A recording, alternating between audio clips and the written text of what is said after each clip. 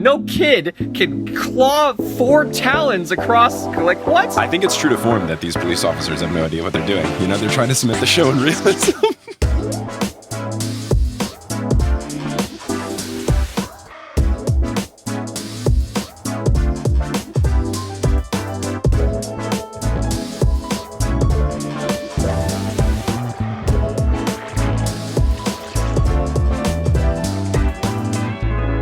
What's good?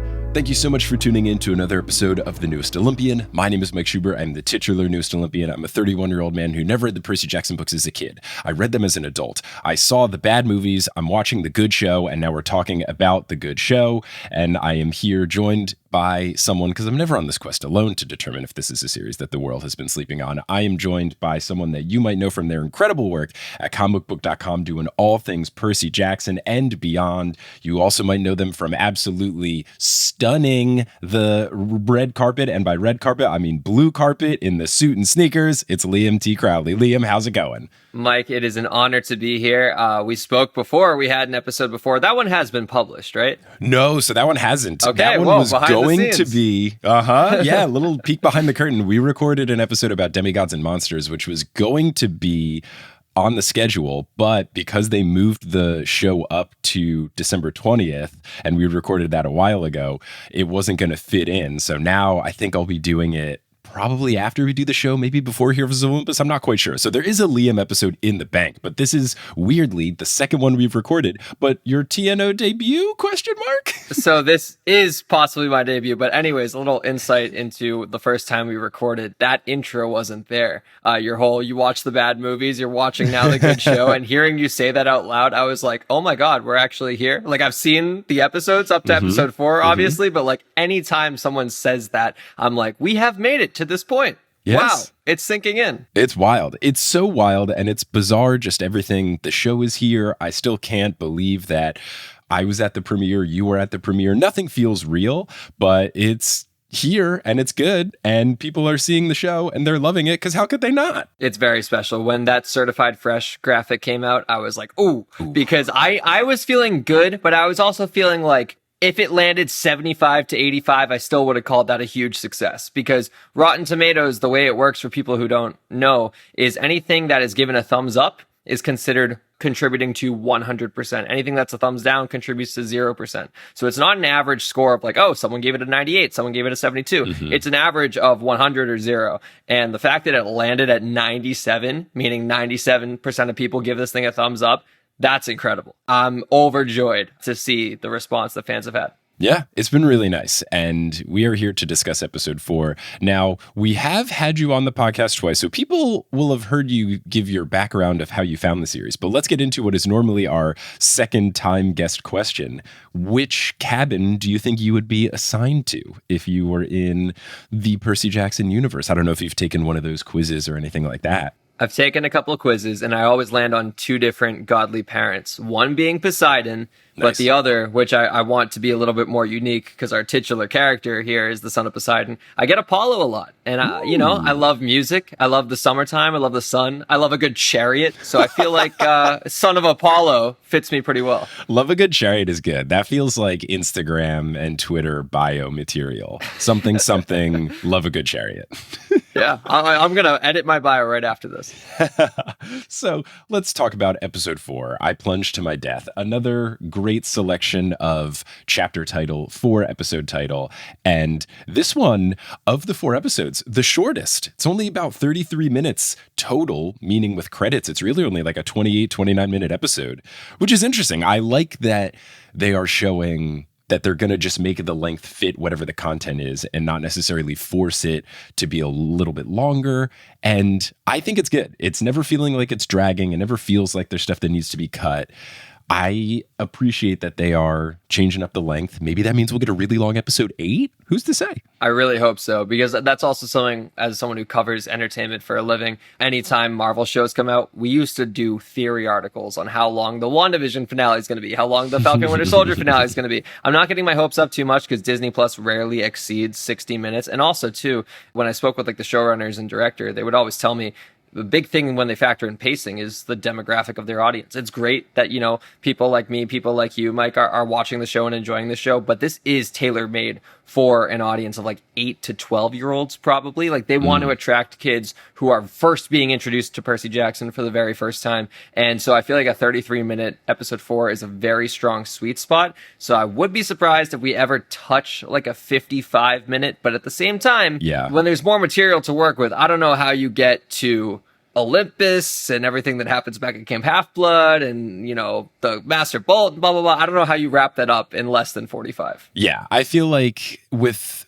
2 of the first 4 being in the 40s, I think episode 8 is at least going to be in the 40s. And if it crept up a little bit, I wouldn't be surprised. I also did appreciate that you clarified people like you, people like me, because we are different age demographics in that I'm 31 and you're 23. But big compliment. You told me you thought that I was about your age. So I will take that to the bank. I still cannot believe that you are 31. Like, genuinely. I was like, I feel like anyone who saw us at the premiere, like at the after party, would just assume that we're like college friends or something. I would take it, and I will take it. And this is me finally all coming to be, because when I was in high school, I was not popular. I was not one of the more attractive or desired boys. And I knew even at a young, ripe age of like 14 that my time to shine was going to be when I got older and people were surprised that I wasn't a certain age. Like, I knew my time to shine would be when I'm 40 and people are like, no way, Mike's got to be in his early 30s. Like, that's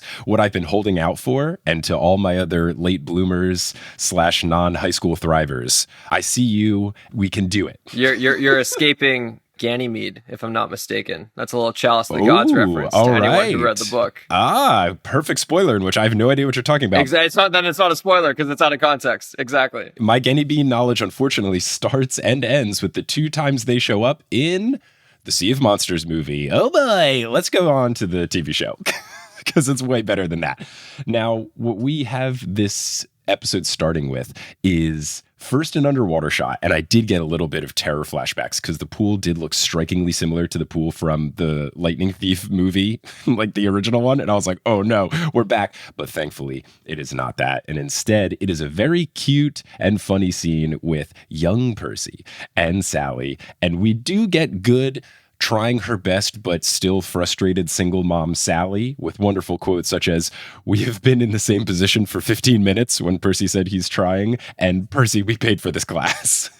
Which is understandable as a parent, but also too, like, all the other parents are looking, they're like, hey, come on, ease up on the kid. But then she makes a very good point of like, there's going to come a time in your life where you're going to really need to know how to do this. And I probably won't be around for you at that point. And I thought that was fantastic. Also, real quick, I do want to say, for as much hate as the movies get, I think the first act of The Lightning Thief is very good. Opening act of Lightning Thief is good. Up until they play Capture the Flag, he gets claimed. Awesome. After that, it falls off the rails. Well, they do forget how Capture the Flag is not just war, and it does involve capturing a flag. That is very true. And another thing that I really enjoyed about this opening scene was it was the light bulb moment for me, because on the blue carpet, young Asriel, who plays young Percy, I asked him, he put on his Instagram story not too long ago, so people were asking, why didn't you wear a wig for this show? And he says, I asked him for clarification, and he goes, well, I'll tell you this much. You can't wear wigs underwater. And I was like, oh, okay. Well, we'll wait and see when that happens. And technically he wasn't submerged in this scene, but at the same time, his hair was getting wet and all that. And I thought that was a cool little light bulb moment. So look out for my Instagram for a little clip of young Asriel teasing this scene especially. Yeah, he was great in the scene. Also great at the event. His suit had like gold, accents on it. It was quite fresh. It was fire, quite fresh. Like little paint splatters and everything. It was great. He understood the assignment. Yes. Now, it's funny that you bring up the hair, because I did note in my notes that there's a good attention to detail moment where you can see that the bottom of his hair gets a little bit wet in the pool scene. And this is a dream. It switches to the Kronos, dusty Tartarus pit situation. And Percy, when he is transported there, the bottom of his hair is still wet, and it's only the bottom of his hair. So the consistency is really nice, and I very much appreciate it. Yeah, that little attention to detail, I didn't pick up on it, but I'm glad you mentioned it. Look, that's why I got 2 people, because I've been missing stuff. I missed so much stuff in the first 2 episodes, even though now at this point I have seen them many, many, many times. I miss like the Rick Riordan cameo. Buffalo. I missed some of the references like D'Angelo's Sandwich Shop. I missed that because I grew up in New Jersey and that's just Smith. Like I didn't catch that at all. So I am enjoying watching these more and catching little things more and more. I do have one final question though for Sally Jackson though about the New York thing. Does she not know that New York offers something where you can get free swimming lessons? There's a New York City thing where you can get free swimming lessons. I don't know if she is outside of New York in this dream or if she didn't know, but like, hey, Sally, read up on the local things that your tax dollars are paying for in the city of New York before Eric Adams cancels everything. But anyway, Kronos in this dream sequence, he's getting creepier with each episode. Like every single Kronos dream scene, he's getting creepier and more clear with Kronos in the distance. This time he's closer. You can see him in his draped tarp hoodie situation. He's getting spooky. I'm getting the goosebumps every time we get a dream sequence. Like that is, I made the WandaVision comparison earlier of just Disney Plus shows and how they roll out. WandaVision had the great like little commercial sequences during each episode of like what's going on in Wanda's mind. And I feel like that's the scene I would look forward to every week with a new episode of WandaVision. The dream sequences are what I especially look out for in every new episode of Percy because he's getting closer. As you said, we're getting a clearer picture of him. His words started super ominous and they still are very ominous and enigmatic and all that.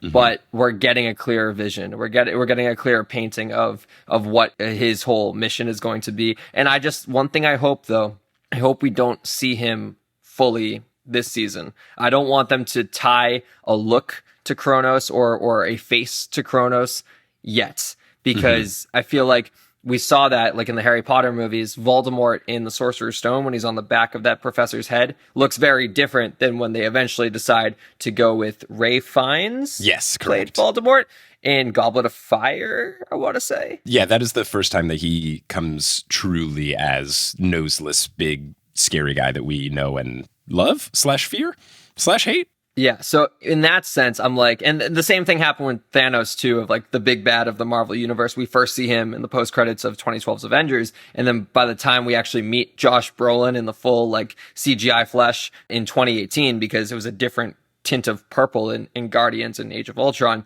it's a very different, distinct look. And so whatever their creative vision for Kronos is right now will be very different by the time he gets resurrected. That's not a slight on Schatz and Steinberg who are show running it. It's just things change. Over time, your vision evolves. So for that reason, I hope we still see Kronos, whatever depiction they want to paint of him right now, completely shrouded in mystery. I would assume that they would, not only for the reasons you've stated where it doesn't necessarily lock them into a look, but I also, and I don't necessarily know all of the different rules about casting and all that kind of stuff, I wouldn't be surprised if they don't want to lock into a specific personality, look, casting choice, whatever for Kronos, because let's say season 1 pops off and then they can get someone that's more of a big shot name for season 2. Like I wouldn't be surprised if they're trying to wait a little bit before they commit to who combined with Luke will become the main antagonist of this series. I wouldn't be surprised if they're trying to hold off for someone that they can try to bring in and say, look how many viewers we got on season 1. Do you want to come through for 2 through 5? It's a light roll too. You know, like we don't see a lot of Kronos till like Battle, Last Olympian. So, you know, you're not asking much in terms of a time commitment. Right. It could be like what I learned from an interview I did with Dior Goodjohn, where apparently Mantzoukas like rolled in, did his stuff as Mr. D, bounced. Like one day in and out. See you guys later. Wow. The more you know. Yeah. And I mean, his presence, yeah, when you think about it, unless we see him again on the back end of the season, probably only need to shoot at Camp Half-Blood. That's it. Yeah. Unless he's like showing up in Olympus at the end and maybe something quick. But yeah, in and out. Have a good one, guys. Let me mess up Percy's name and I'll catch you in season 2. So we finally now have the resumption of our journey with our trio. They're on an Amtrak train, which makes me very happy. Love the Amtrak. Love that they're on the Amtrak. They're in one of those sleeping cars. I've never been in a sleeping car Amtrak train, so I'm not sure of the validity or how real it looks, but it feels crammed enough and looks like it fits the bill. And I do love that they're really talking about Thalia a lot, not only in this conversation here, but just overall so far in these episodes. They're not shying away from the Thalia conversations, which I think makes sense for the kids, but also just gets me really excited for end of season 2 and then season 3. Oh, could be really fun to have Thalia. I love the implied backstory. It was one of the questions I asked John and Dan, the showrunners, of how much of that picture are you looking to paint right now by telling us, and how much do you plan on showing us in future seasons? That's a decision I enjoyed from the Sea of Monsters movie. It might literally be my only positive from that movie, because unlike The Lightning Thief, I hate Sea of Monsters full through. Okay. It is one of the worst movies I have ever seen, basically because it's not an adaptation of the Sea of Monsters book. Lightning Thief at least tries a little bit. Sea of Monsters just takes the structure, is like, we'll try, and then we'll throw it all out. But the one thing I do like is opening with that flashback and showing Thalia and Annabeth and Luke all running to camp together and seeing her turn into that tree. So that is something that I would enjoy, a flashback sequence opening a season 2 if we do get there, because again, it would paint the picture of all the words that are being spoken about Thalia from Luke and from Annabeth now, and I think it would be a nice way to kind of bring it all together. I wouldn't be surprised if they do that, because in season 2, they will have to cast Thalia. She would show up at the very end. So they could at least then cast a young Thalia, because they would know who they need to get her to look like by the time they have the Thalia at the end of season 2. So that makes sense. What I will say about the Sea Monsters movie, and we'll have episodes coming out about it later, I agree it's a terrible adaptation. As just like a film itself, the first half is like kind of fun. Tucci's good and Fillion is fun. And once they get to the cruise ship, then it just all goes downhill quite rapidly. We do love "Stay Off My Roof." That's a great line, but it's all downhill. But the more episodes on that later. Percy then asks Annabeth if she's asleep. She says yes. Great bit. Love it. And then they start talking. And I appreciate that Percy, much like he does in the books, he's not afraid to ask uncomfortable questions, have more touchy conversations. And he asks, why do you give me such a hard time? Annabeth goes on about Thalia. She had just said that Thalia made her earn it. So Percy goes, is that why you're so rude to me? I have to earn it with you. And she basically admits it. I think that's great. And then Percy goes on a little bit just saying he doesn't like the way all this Greek stuff works with having to light offerings to talk to the gods. And it just feels so confusing. And Annabeth kind of pushes back, saying that at least with the gods, you know the rules. In the world, you still get these sorts of things, but it's harder to tell. So two sides of the situation are being put forth. Yeah, I really dug this conversation. This is one that I know I can already see the fan montages being made from season 5 of like, this is how it began. This is how their story ultimately culminates. It was cool to see them both kind of open up to each other and stop playing games with one another. Percy doesn't really play as much games because he's still very much like us, the audience, still figuring things out, while Annabeth is a little bit more experienced, knows how things work, is a little less trusting of people, especially forbidden children. And that her kind of opening up to Percy a little bit, I thought was fun. And I remember, again, it's been a minute since I've read the Lightning Thief book. I read like the first quarter of it on just travel over the past couple of weeks, but I know that there's a conversation later in the Lightning Thief where it's like, whatever happens, I know I'll fight by your side, as opposed to backing Athena or backing Poseidon. And then she's like, because you're my friend, Seaweed Brain, and all that kind of stuff. And so this felt like a little breadcrumb of what I expect that full conversation to be later in the season, because you know they're not going to miss the opportunity to drop that line of "you're my friend, Seaweed Brain." Like that is among like the top 10 iconic Lightning Thief lines.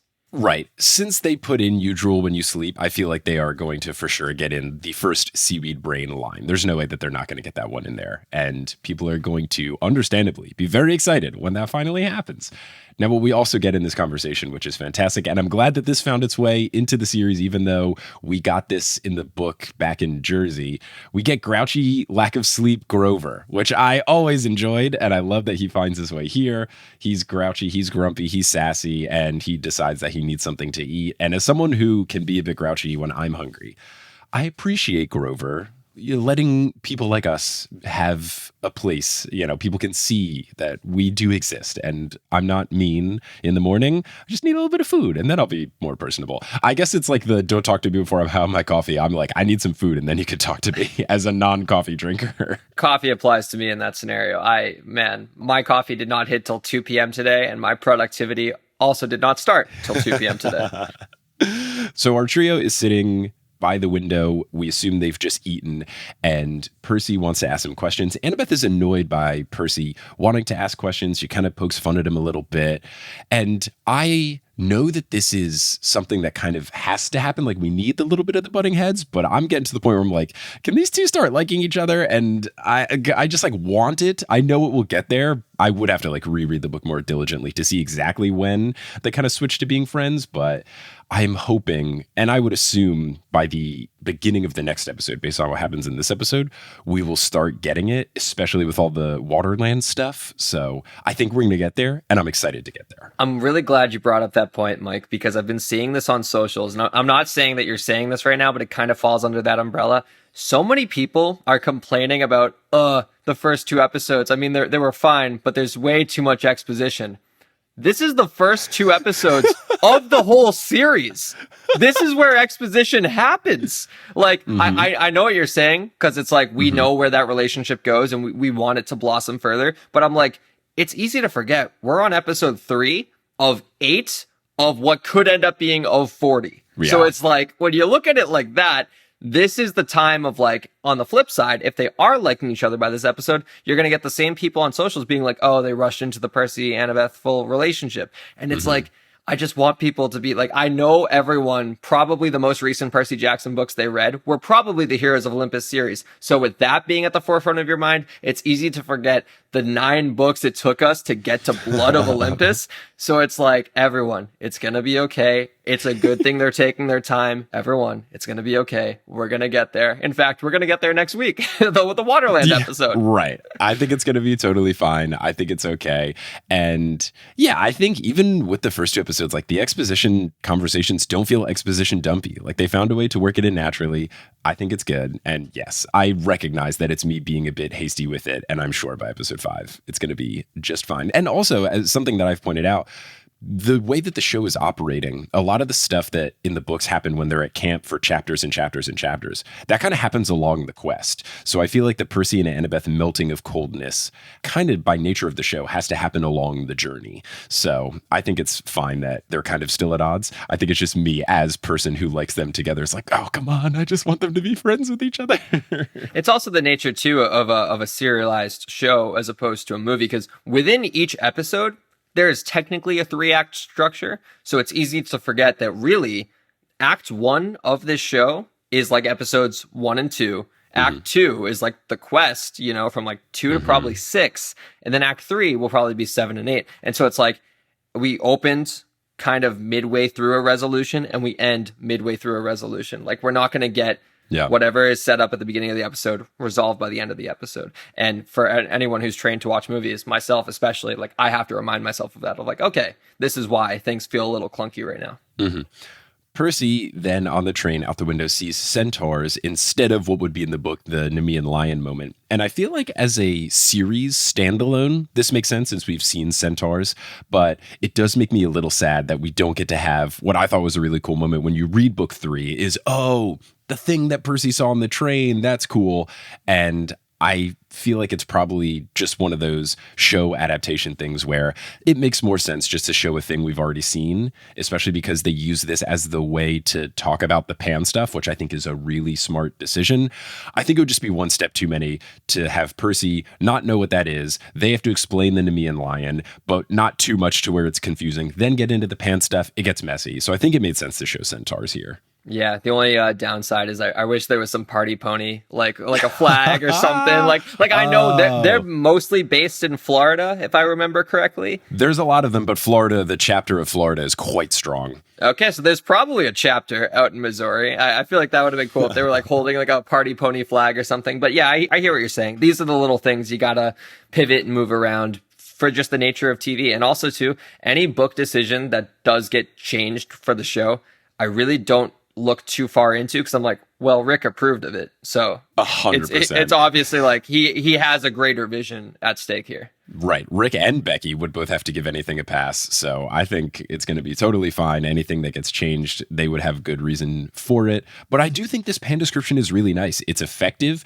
It does a good job of kind of explaining who the searchers are. You get that Uncle Ferdinand realization from Percy. And I think, again, this is another one of those conversations that is technically an exposition dump, but it just feels like a conversation that these characters would have in this moment. They're on a train. They saw something. They're going to talk about it. It doesn't feel forced. I think the show does a really good job of making things not feel forced and like they're shoving it in your face. When we were leaving the fan screening in Boston on Monday, I took some of my friends to go see it. And one of my best friends was like, man, all I could think about after Percy killed the Minotaur is like how cool it's going to be when the Minotaur shows back up in season 5.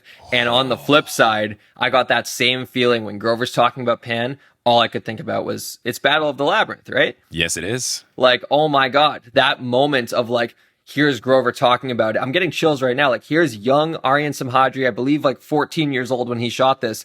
He might be like 20, 22 when they're shooting his actual face-to-face scene with Pan. And it's like I said before, I can see the One Direction Night Changes edits right now of like, this is how it started. This is where we get to. And I also love identifying Grover's purpose because Aryan has said so much. It's easy to forget that Grover is his own character because so much of what he's tasked with is helping Percy, is helping Annabeth, is being kind of the supporting character within the show to anyone he's sharing the screen with. And this was a great moment of like, no, Grover himself has his own ultimate quest and it's not as clearly defined as what Percy's going through, what Annabeth is going through because no one has ever done it before.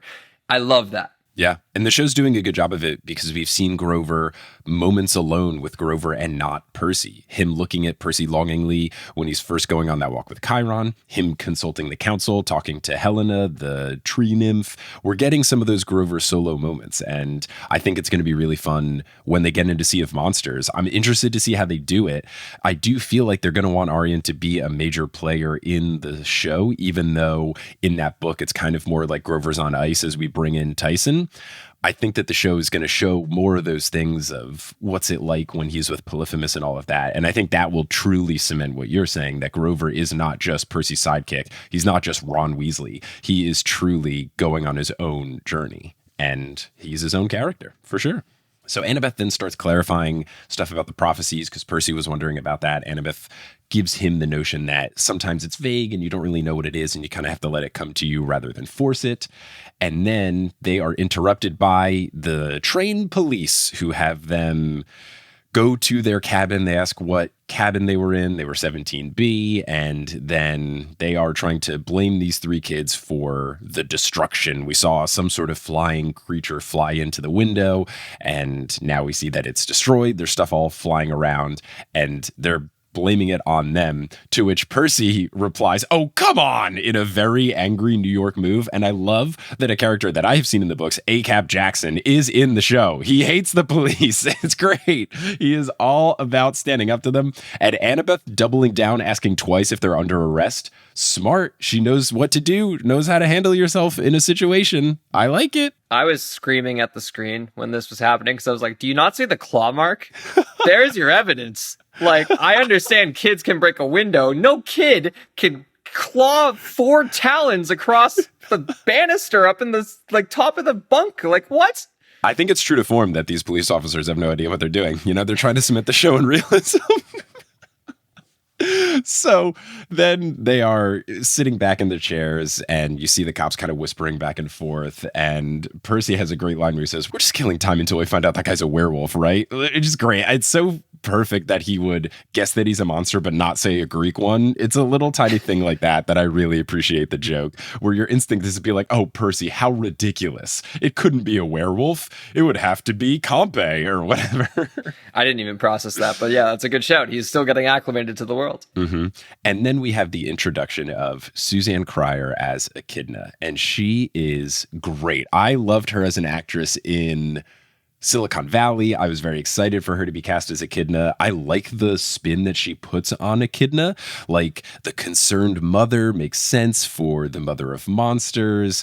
They take her in a bit of a different direction, but I think it makes her way more ominous and super unsettling in how calm she is. It's really well done. I thought she did a fantastic job throughout this whole episode. Yeah, Suzanne Cryer especially is like with like the Jason Mantzoukas and the Glenn Tyron camp of like Glenn Turman, excuse me. I like combined Turman with Chiron and made Tyron, whatever. All the guest stars, all like the older actors involved in this, understand that their characters are super lived in, which I really appreciate, because obviously, like, the main leads, not only are they new characters, but they're fairly new actors. And like, there are moments in this episode where I'm like, okay, we are working with kid actors. We don't need to judge them like they're trying to win, Academy Awards right now. Like, they are still finding their footing as this episode goes on. While the Suzanne Cryers of the world, they approach their characters not like, oh, hello, I'm Echidna. I've been around for so long, and here I'm going to tell you everything. It's like, no, just the way she carries herself is like, oh, no, this has been a major player in this world for a long, long time. And just like, it's the subtleties. It's understanding that the world around you knows who you are, so just approach it like that. And I thought Glenn Turman did a great job of this as Chiron in the first episode. I thought Jason Mantzoukas did a great job of this as Mr. D in the second episode. The third episode, oh my God, Jessica Parker Kennedy as Medusa, and Suzanne Cryer just carries on that momentum very, very strongly. And I'm crossing every finger, everything in my being, that Adam Copeland does that next week. Oh, Edge is going to be so good. He's going to be fantastic. I have no doubts. No doubts.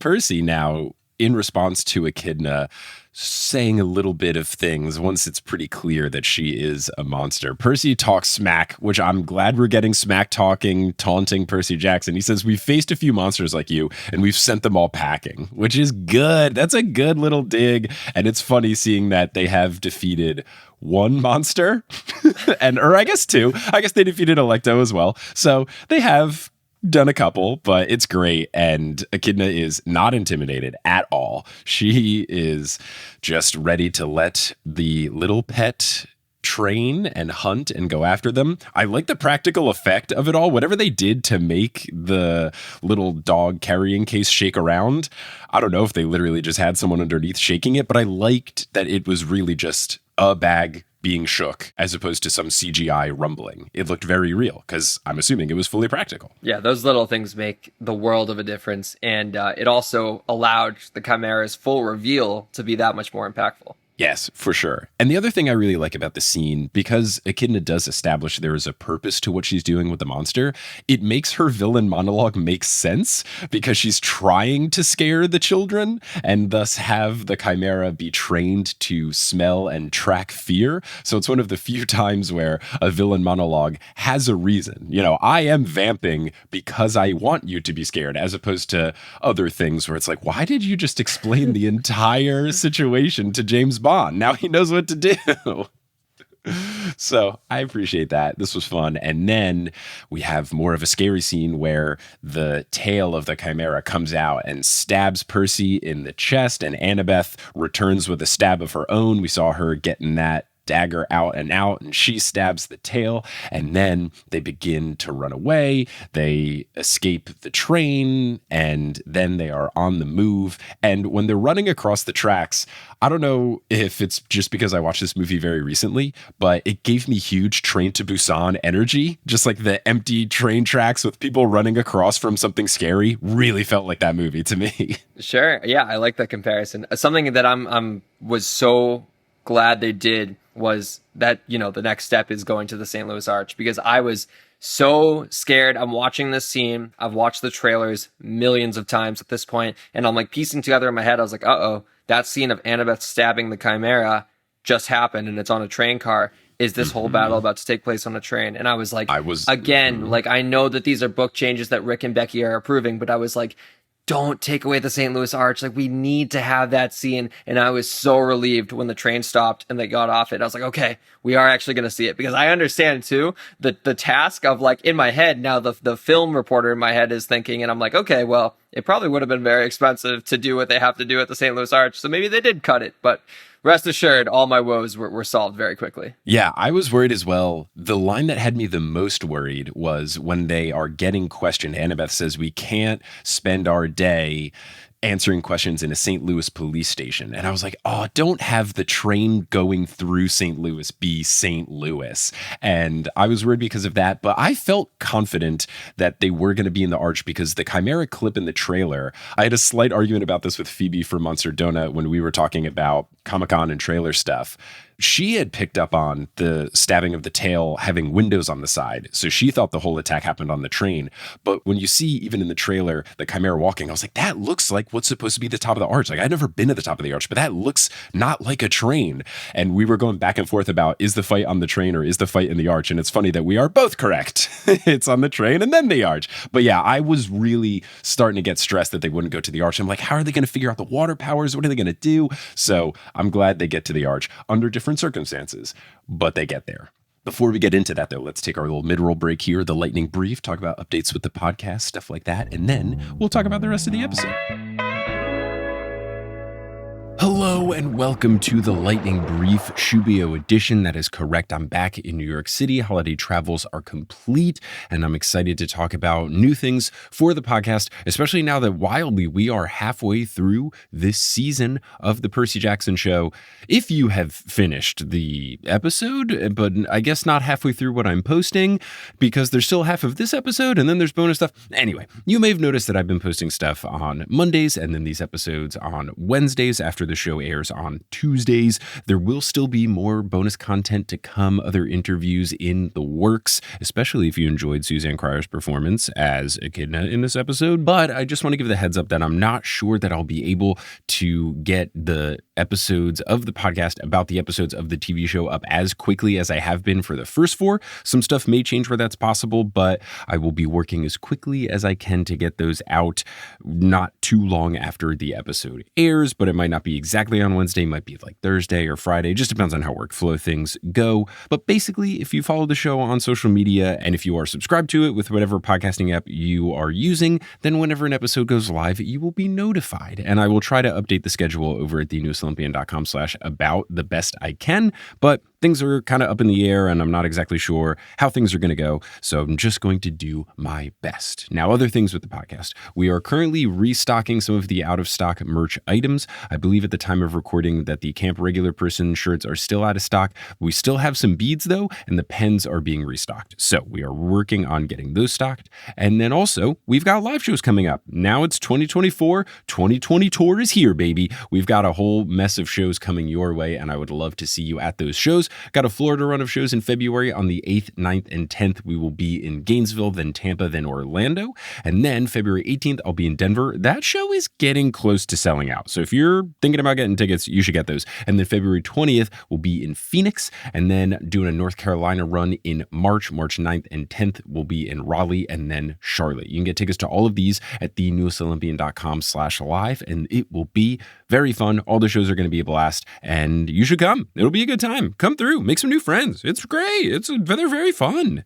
Now, speaking of groups of wonderful people being together, there's a lot of folks making this show possible on Patreon. If you go to thenewestlympian.com/Patreon, you can get a whole bunch of bonus content in exchange for your support of the podcast and helping me do this as a full-time independent podcast. Boy, I am so grateful. I'm eternally grateful that I get to do this as a job, and that is all possible thanks to the folks who are supporting on Patreon. And I want to give a special shout out to folks who've joined recently. I want to give a shout out to the Schuyler sisters, Scott Sheldon, Sophie, and Natanya Page, who have recently upgraded to the producer level status at our Ultra God tier. I go through the list every now and then, and sometimes the upgrades, I don't get notified by those, so sometimes I miss them. So I should have been saying your names earlier. I apologize. Same goes for Demigod Nurse and Zachary Hamilton, who I believe were Ultra Gods at one point and then might have dipped, but are back. So for all of you, thank you so much. And now I will be saying your name in the credits every single episode that you are supporting. So don't worry about that. And also I want to give a shout out to the folks who have joined the Patreon recently. I did a crop of names in the last episode, the interviews episode that I posted this past Monday. But now I will continue on for folks who've joined recently. So shout out to our newest God tier patron, Peyton Bergman, and shout out to our newest demigod tier patrons, Miranda H., Sarah Crowley, Stella, Rain Hunter, Lorea, Faith Marie, Quill McClellan, Sammy, Noemi, Courtney Board, Stephen Redmond, Bodacious Ben, Millie Geddes, Sammy, Enrique Pena, Chrissy Pels, Almuth with a silent H, so I'm guessing Almut or Almut, Jep, Brooke Suzanne, Michaela Brown, Red the Panda, Ava Fernandez, Julia B., Pamela Vanden Rosenberg, Jordan Kamen Riles, and Serena Rasmussen. Thank you all so much for your support. May Poseidon bless you that if you are ever taking a boat as a mode of transportation, that the waves aren't choppy and it's nice, smooth sailing for you. Now, if you're all caught up on the newest Olympian and you're looking for a new podcast to listen to, especially as you're waiting for new episodes of the TV show to come out, you could listen to some of the other podcasts that I make. I'm an independent podcast boy, and I'm very biased, but I think the other shows that I make are very good. One of the ones that I make with a friend of mine that I think is fantastic, and we have a new episode out that is fantastic as well, is Horse. Horse is a comedic basketball podcast, but we remove all the gatekeeping. It is a basketball pod for all. We talk about the WNBA and the NBA in a way to bring you into the fandom. So if you want to be able to just have a conversation with folks about basketball or understand what's going on, why players have beef, or what's going on in the social media, maybe you're seeing tweets and stuff about it. Well, now you can understand basketball a little bit more. We just put up a new episode where we did New Year's resolutions for every single NBA team. It was silly and goofy and a wonderful idea by my co-host Adam Amawala, who is a stand-up comedian and a very good friend of mine. You can check out Horse wherever you get your podcasts by searching for Horse or going to our website, horsehoops.com. And before we wrap up here, you're going to hear words from a few sponsors who make it feasible for me to be a full-time podcaster. Some of those ads will be read by me, such as one from our new sponsor, Thrive Market, if you want to get groceries delivered to you, and others of them won't be. The ones that aren't read by me are inserted locally. So if you live in St. Louis, don't be surprised if you hear an ad telling you should check out the Arch and that there's definitely no danger if you go and check out the Arch. But once those ads are complete, we'll get back to this episode of The Newest Olympian. This episode of The Newest Olympian is brought to you by Thrive Market. Now, in the Percy Jackson books, at the end of the last Olympian, we have the Olympians trying to turn over a new leaf. They're trying to appreciate their children and be there more and improve the things at camp for them and various other things where they're just trying to be more involved in demigod lives. Now, speaking of turning over a new leaf, it's the new year. New year, new you. What could you do to maybe better yourself in the new year? You could use Thrive Market. Thrive Market can be your go-to for all grocery and household essentials, and the convenience of getting everything online quickly shipped to your doorstep can save you a bunch of time. Thrive Market carries brands only with the highest quality ingredients and sourcing methods. And I can say this from experience because I've placed a Thrive order. It is getting shipped to me currently, and I was very impressed by all of the different brands that they had. Lots of organic food, lots of seafood that was wild caught, and lots of things that are sustainable and plant-based foods. Lots of really great options. You can also utilize different filters, which is really nice. So you can do things such as gluten-free or low-sugar alternatives. I'm trying to only eat wild-caught seafood this year as opposed to farm-raised and all that kind of stuff. And that was something that I was able to easily check on Thrive. And I have some wild-caught seafood on its way to my apartment. I'm so excited for it to arrive. And when you're a Thrive Market member, you can save money on every single grocery order. For example, on my recent order, I saved $20, which is fantastic. And on average, people save 30% with each order. Join in on the savings with Thrive Market today and get 30% off your first order plus a free $60 gift. Go to thrivemarket.com/TNO for 30% off your first order plus a free $60 gift. That's THRIVE market.com/TNO, thrivemarket.com/TNO. Get that gift and turn over a new leaf so you can be like the new Olympians post Book 5 today. Okay, we are back. It is Arch time. Let's get into St. Louis. So they are going, and I wonder, do you know if they actually filmed this part at St. Louis? Do you think it was all volume stuff again? I'm wondering if they actually went on scene. Again, I've never been to the actual Arch. The closest I've been to is going to a Cardinals game. This, I believe, is a mix of both, because I do know that they shot some of this quote unquote on location, but these scenes were filmed on a college campus. And I forget what college campus that is, but I do know they didn't film like at the Arch specifically, just like they didn't film at the Met. They little CGI location shots and all that. So I think it was a hybrid of both. So okay. I do believe it took place in St. Louis, whatever university that they did go to, but it was not at the Arch itself. Got it. I think what was funny, the reason that I thought they didn't actually shoot it in St. Louis is when they revealed that they are going to the Arch, because Annabeth is saying, oh, there's a temple to my mother and it's not too far. It's not really hidden. The way that they show the Arch is like through them walking across a puddle and then in the reflection, which is a cool reveal. But I also think is part of, well, if we don't actually have a shot of the Arch, like this is a good way to just throw it in and have it not be as obvious. I like that shot though. That was a cool little transition. It's a cool shot. So the Arch, we learn, is is a temple to Athena, which is a bit of a change, but I think it's okay. Got to find a different reason to get there, because there are some things in the book, like they just go to the Arch because Annabeth's a nerd and they have time to kill, right? Like it's just the train line ends at St. Louis and they just want to do something. That's all they do. So I get that they have to have a purpose. Admire the architecture, I guess. Yeah. And I think what's okay, though, is that when they do arrive at the Arch, we still do get Annabeth nerding out about the Arch, which I think is an important thing to keep. She still is rattling off facts, throwing in little digs at Poseidon, saying that the Arch is earthquake-proof and it's held up by math and symmetry. So we still do get her being a nerd, not necessarily the big architecture nerd, more of an Athena nerd, but I liked it. I'm glad that that found its way into the show.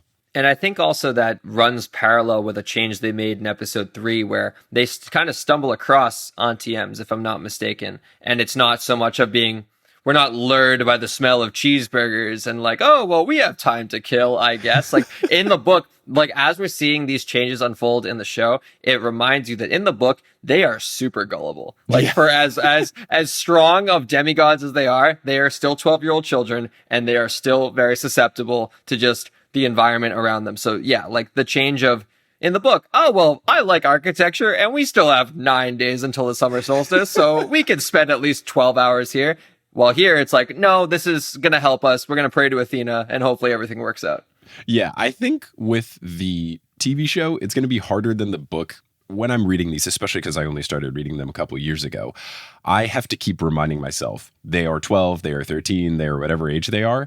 In the books, though, it was easier to remember because they do silly things like that and they get distracted by the smell of cheeseburgers. Whereas in the show, I think if they do things that are more foolish, you're going to have to remind yourself, these are younger kids. These are younger kids, especially when they ever start shooting the next one. Because the difference between Walker Scobell in this season and Walker Scobell I saw at the premiere, he looks so much older, and I'm intrigued about how they're gonna try to make it not just look like Percy got 4 years older in the span of a couple months. The statistic is out there. He grew 6 inches over the course of production. Or no. Between the time he first auditioned, which was January of 2021, and by the time they wrapped filming, February 2023. Wow. Which actually does kind of make sense. When you're a kid, I think my growth spurts were around like 3 to 4 inches per year. At first, I was like, holy crap, like 6 inches in 8 months is actually insane. This dude's going to be 7 feet tall by the time they get to season 5.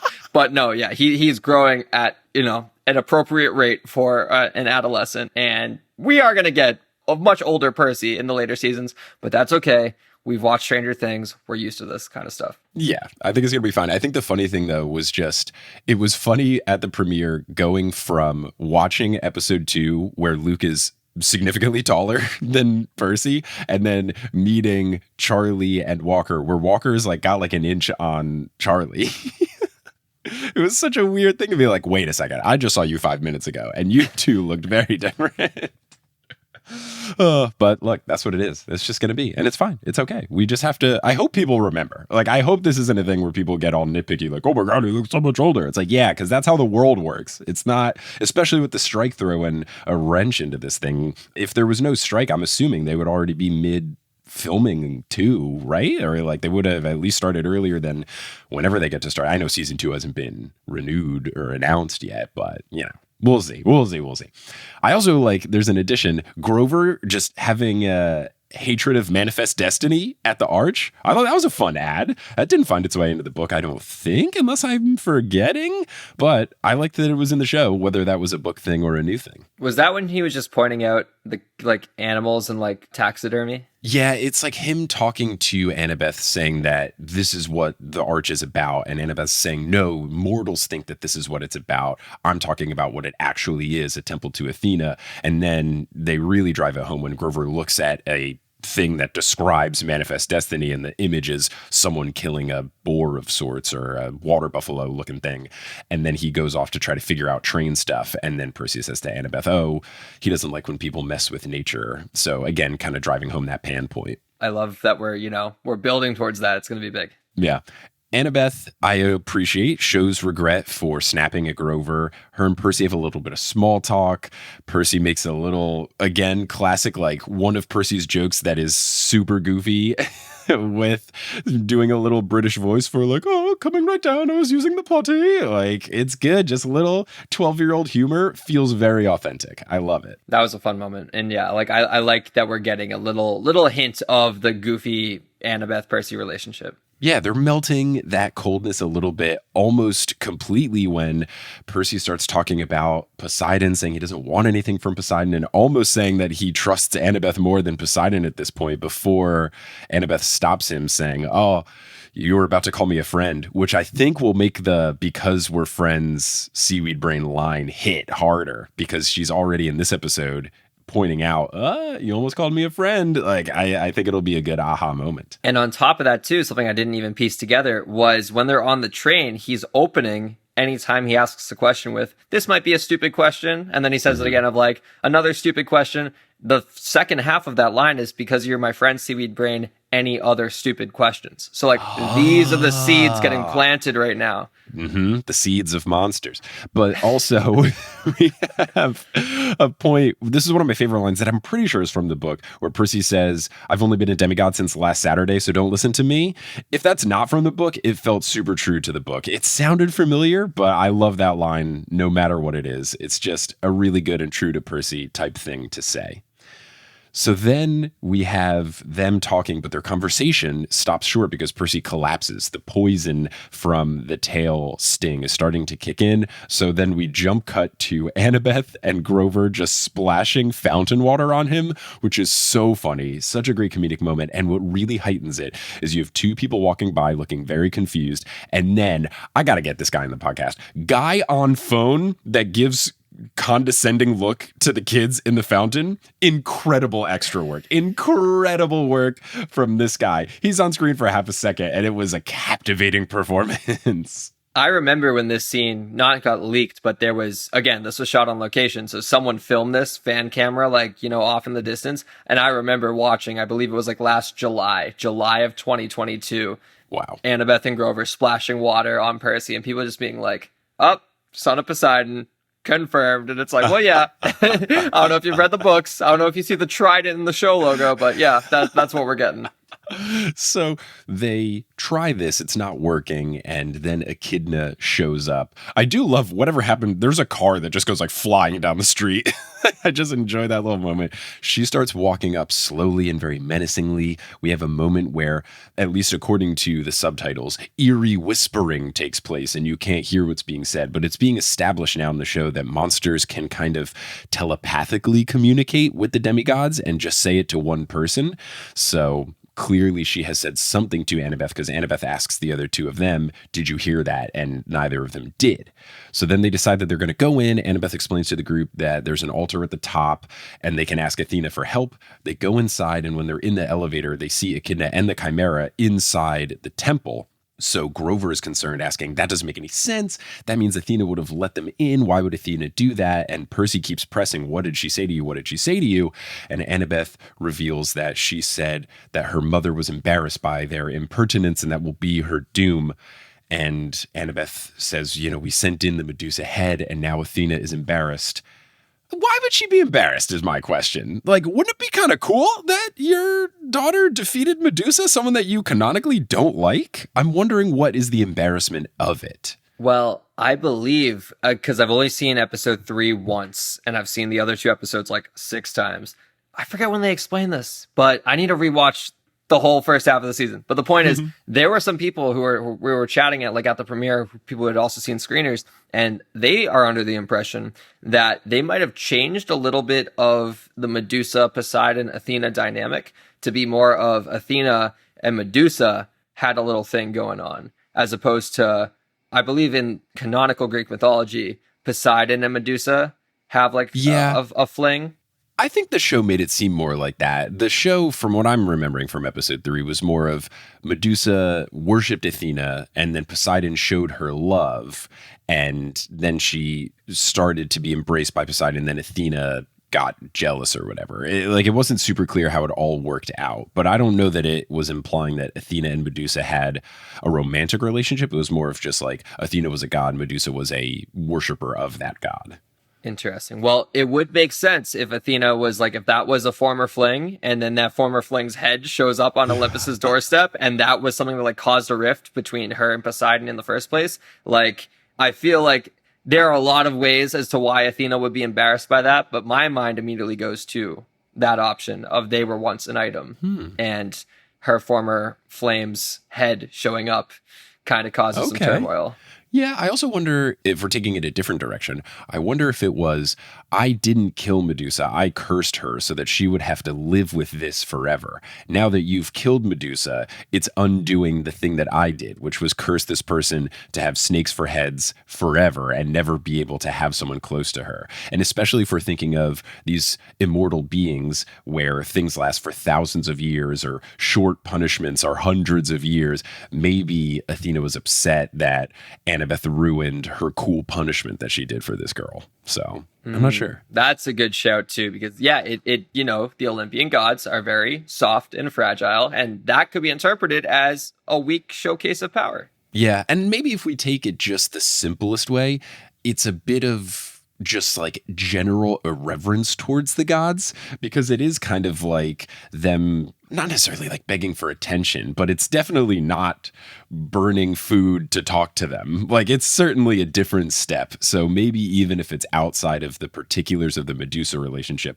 just the braggadocious nature of sending in something to the gods directly and writing a little note, especially with the way Hermes, when he gives that line as he leaves the elevator saying, you guys aren't going to believe this, maybe Athena is just embarrassed that her daughter was along for the ride with this rambunctious Percy Jackson that's doing stuff. So I think there's a lot of different ways, and maybe there'll be a conversation at the end of the season about it or in the future seasons. We'll have to see. But regardless, Athena is letting in Echidna and the Chimera. The team is on their way up to the top, but they're not feeling good about their chances of being able to pray to Athena and ask for her help. So when they get to the top, they see that there are a lot of tourists there. And I love that Grover's instant reaction is, we got to save everybody. Oh, it just shows how good of a soul Grover Underwood is. Oh, I love it. Grover gets it. And this is also him coming into his own a little bit more, because it's him presenting what he wants to do as opposed to going along with the plan of Annabeth or going along with whatever Percy wants to do. Yeah. Annabeth wants to basically sacrifice herself, let Grover and Percy go down, and bring everyone with them. She will slow down Echidna, who is a demigod killer. And Percy sneakily does a little reversal, acts like he is offering Riptide for her as protection, but then does the little handle grab pull move so that he can be on the other side of the door and they have to go down. Super cool. I loved this. This was such a fun change, a surprising thing. I like that there are new things that feel true to form but aren't necessarily from the book, because then even as people that know what's happening, we can still have surprising moments. So it's still fun for established fans. I loved this. And it faked me out too, because obviously, like, in hindsight, I was like, well, of course Percy needs to battle the Chimera at the top of the arch. It can't be Annabeth, because he's the one who has to fall to his, plunge. Like, it's in his episode title, I plunged to my death. Again, now thinking about it, we should have known it wasn't going to take place on the train, because how are you going to plunge to your death on a train that's on the surface level? Whatever, I digress. Maybe it took place in the bathroom. It was that kind of plunge. Then he in is the Supreme Lord of the bathroom. Technically, he almost plunged to his death in episode 2. So yeah, this is applicable everywhere. But yeah, it faked me out when he did the little sword move. At first, I was like, oh, this will be cool seeing Annabeth wield Riptide. We've seen. I mean, I love Captain America. I love when Bucky Barnes wields the shield or Iron Man wields the shield. I was like, okay, here's a chance for a supporting character to use another character's like signature weapon. Yeah, Captain America uses Mjolnir, which is always the fun moment. Oh my goodness. Of course. And yeah, it was a nice fake out. It got me. And also too, we didn't bring this up earlier, but Percy's sunken face, the way that they're selling the poison in the Chimera little spear, I was like, yes, because at first when his face looks like that, I was like, oh man, this quest is taking a toll on young Percy, and I'm glad they're showing it visually. And then you're like, oh no, he got poisoned. like 15 minutes ago. And now it's starting to set in. Yeah. So he does the reversal. They are stuck on the other side. They are yelling at him, saying that he shouldn't have done this. And he's just kind of whispering to them. I hope they can hear him through the door because he's saying, I would never make it. You guys go on. But then he has to fight against the Chimera, who is very big and very cool and very intimidating, but also majestic at the same time. I can very much see the inspiration. I talked to the VFX guys about it. They said it was very lioness inspired, which makes sense. And Percy, whether it is his lack of swords training or the poison or a combination of the two, he just gets bodied by the Chimera, which does hold true to the book. Like, he doesn't really put up much of a fight against the Chimera. And I think that is good. I am wondering, though, I feel like in the book there was much more sword training.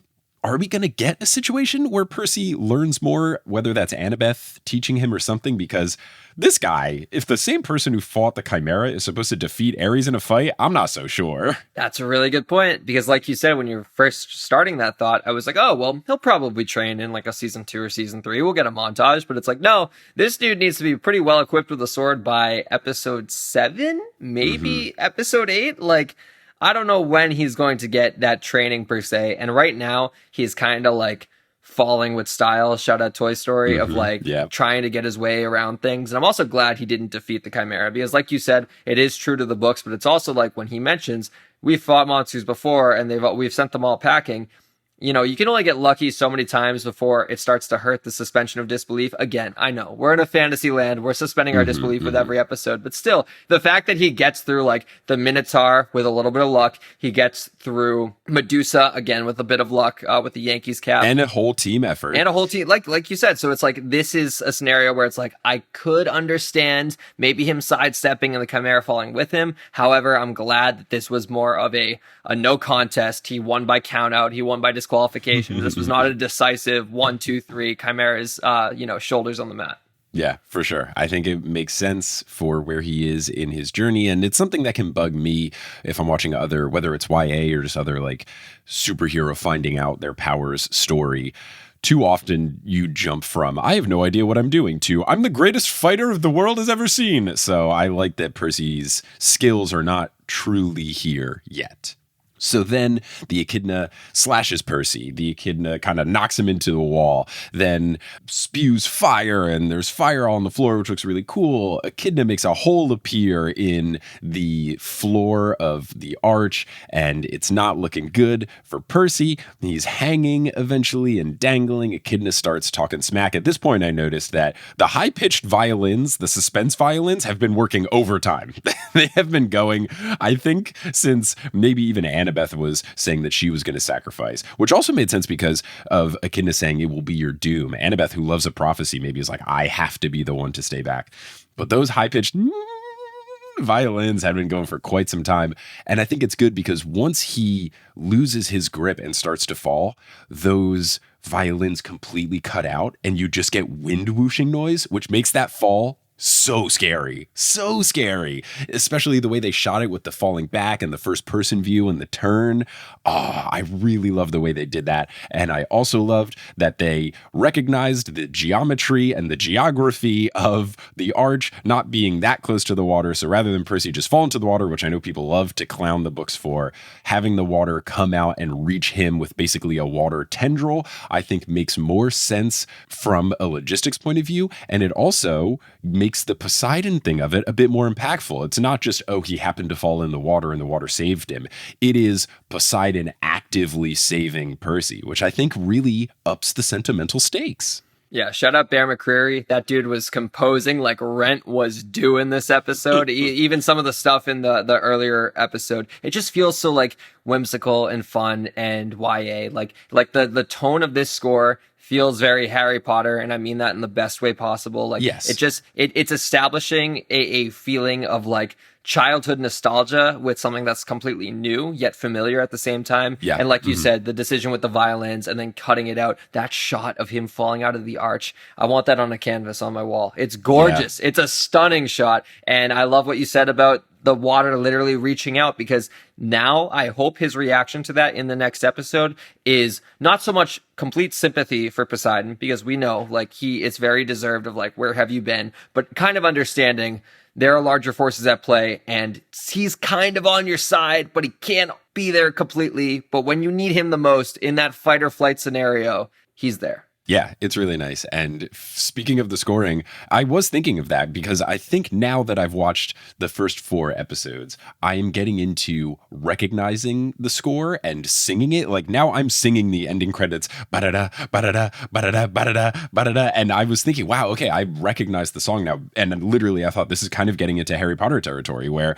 you just start to know the scoring of certain moments. You know, you're remembering songs that don't have any lyrics in them. And I think that is the testament of a good score. The score is good. It really does feel powerful and a little bit of Greek. There's a little bit of Spider-Man in it. I like it. I like it a lot. So Percy's now in the water. And as I have been told from my friend Johnny Frogstein, who's from St. Louis, accurate watercoloring for the Mississippi, which is great. And then Nereid comes in and she's a very interesting design. I always imagined more of a humanoid figure, but this is a little bit ethereal, almost a little bit on the ending of Nope energy, like very angelic looking. I thought it was a really cool design. I think that would be a fun one to see, like what the full clear non-murky water rendering looked like, because I thought it was really fun. Yeah, the concept art for this show, I hope they release a full, like, the making of Percy Jackson book with all the concept art in it. And this was one kind of jellyfishy in a way. Yeah, and that's kind of the vibe I got, right?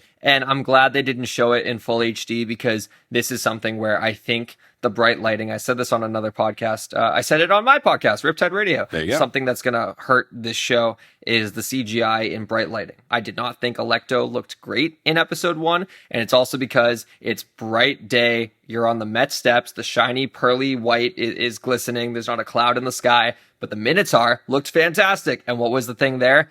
Dark, rain, nightfall.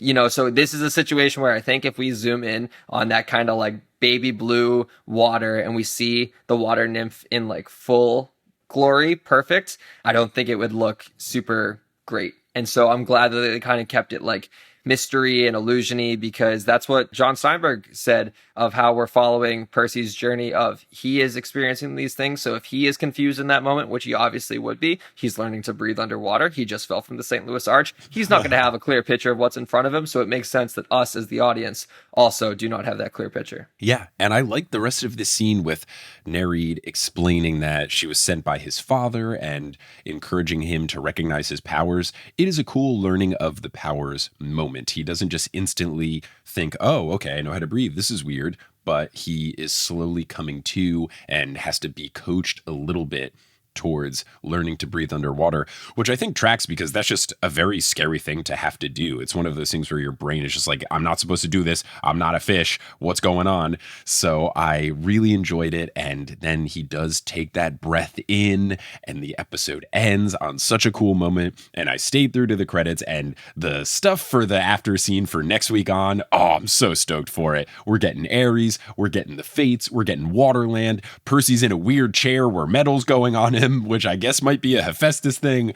Episode 5 feels like it's going to rip. I'm very excited. I'm stoked for episode 5. One final thing I want to say on episode 4, because Sure. as you were saying this, it like lit off the light bulb in my head. The dichotomy, right, of this episode opens with Sally trying to teach Percy how to swim, and it ends with Poseidon essentially telling him he can breathe underwater, and the difference of their teaching styles, right? Because Sally understandably is like, you can do this, let's go, because her human rules are a little different. And when she understands the greater picture, she wants to move things along very quickly. And that kind of relates to what's said in the middle of the episode of like, at least with the gods, you know what you're getting, you know what the exchange is. Where at the end, it can be super easy for Poseidon to be like, hey, water nymph, Nereid, just tell him he can breathe. Like, you can breathe, it's okay, you're son of Poseidon. But it's not that. It's relax, breathe, take your first steps. And that patience, you know, it's been 12 years of Percy's life and it is ridiculously patient to the point where he's getting very frustrated. But that is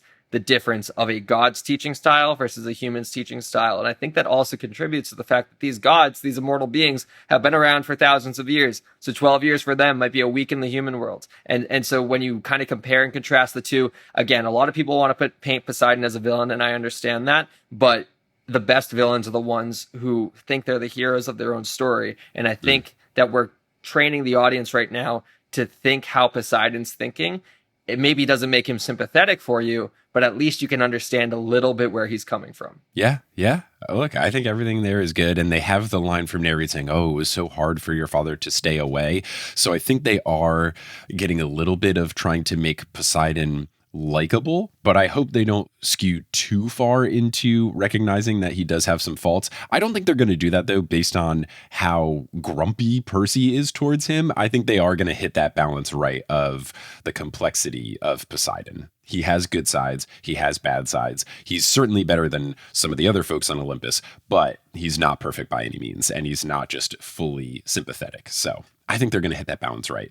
But yeah, that was episode 4, which I absolutely loved and loved talking with you about it. Liam, thank you so much for joining. If folks want to find you doing stuff, where can they find you doing stuff? Yeah, I'm at Liam T. Crowley on all socials, Instagram, Twitter, TikTok, most primarily Instagram these days, trying to post a lot more reels. And if you like Percy Jackson content, I've been posting 1 reel a day for the past 2 straight weeks, and it's going to keep continuing until I run out of content. And fortunately from the premiere, I have a lot more stuff to share. And related to this episode too, I have a little snippet of an interview with Suzanne Cryer about her whole character and Echidna and shooting that scene and everything. So definitely be on the lookout for that. And all my work otherwise is on comicbook.com. You can find all my articles on the website, and then also on our Comic Book Nation YouTube channel, which is our official podcast of the brand. We have a weekly Percy Jackson after show called Riptide Radio every Tuesday, immediately following new episodes of Percy Jackson. It was going to be Wednesdays at 5 Eastern.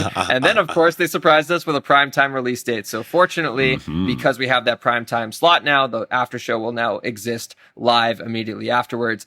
So if you finish Percy Jackson at 9 p.m. with the rest of the world and you want to hear people talk about it, hear myself talk about it, hop on over to Comic Book Nation over on YouTube, and you can listen. And we're also going to have exclusive interviews, hopefully every week. Yeah, it's a fun time. And this is a great community. People like Mike have made it so strong. And it's always an honor to hop on the newest Olympian, Mike. Yes, it's a joy to have you. We will have you in the future, whether that is show stuff. We're going to do a little bonus episode that'll be on the feed, us talking about our premiere experiences.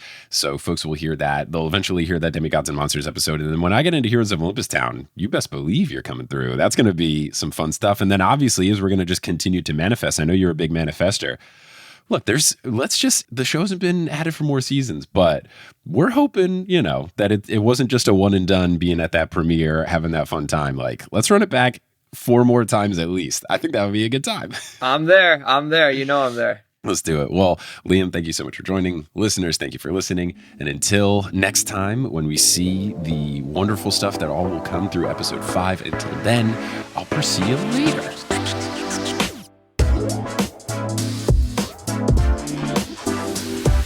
Hello. Thank you so much for listening to this episode of The Newest Olympian. This podcast is created, hosted, and produced by me, Mike Schubert. I also run the social media and the website. Our editor is Sherry Guo. The music is by Bettina Campamanes and Brandon Grugel, and the art is by Jessica E. Boyd. If you can't get enough of the show, you can find us on social media. We're at Newest Olympian on Twitter, Instagram, and Facebook, and we're on Reddit as well, reddit.com/r/The Newest Olympian.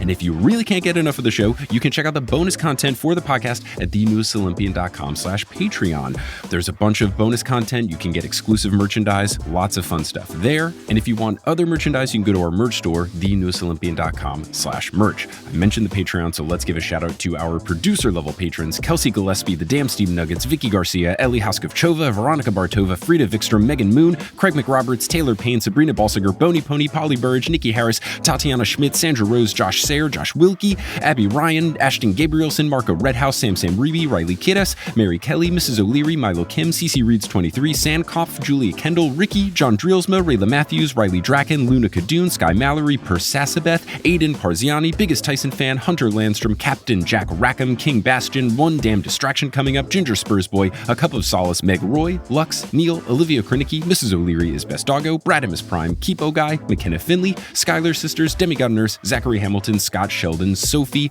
and Natanya Page. If you want to help out the show in a non-monetary way, just talk about the podcast, whether that is posting about it on social media or reaching out out to someone that you think would like the show, or just leaving us a rating and review on whatever podcasting app you are using. All of those things help. Spreading the show's existence via word of mouth is essential for the podcast, so I'm very appreciative to anyone who has done that in the past or will do it in the future. But I'm just so thankful that you tuned into this episode, and I hope you tune into our next episode, where we will be joined by Johnny Frolickstein and Sherry Guo to talk about episode 5 of Percy Jackson and the Olympians, the TV show. But until then, I'll see you later.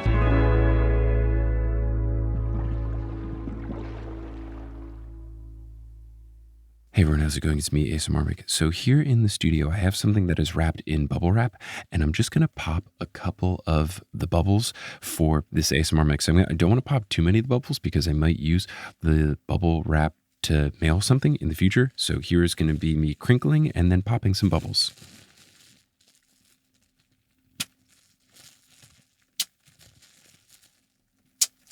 I wouldn't be surprised if my software cleans up most of that, but hopefully you heard some of it. Thank you for listening.